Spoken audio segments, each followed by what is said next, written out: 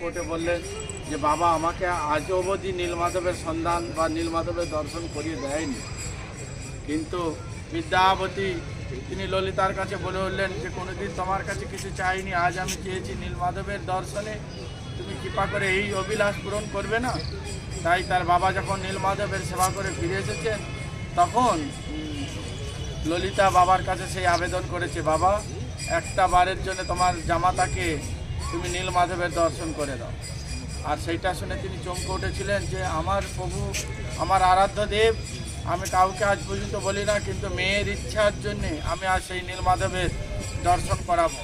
তাই চোখের মধ্যে পট্টি বেঁধে যখন নিয়ে যাচ্ছিলেন, ললিতা বুদ্ধি করে তার উত্তরীর মধ্যে এক মুষ্টি সরিষা বেঁধে ফুটো করে দিয়েছিলেন। তাই যখন সেখানে নিয়ে গিয়ে নীলমাধবের সম্মুখে যখন দর্শন করেছে, করার সত্ত্বেও নীলমাধব বলে উঠলেন, হে ব্রাহ্মণ, আমি বহুদিন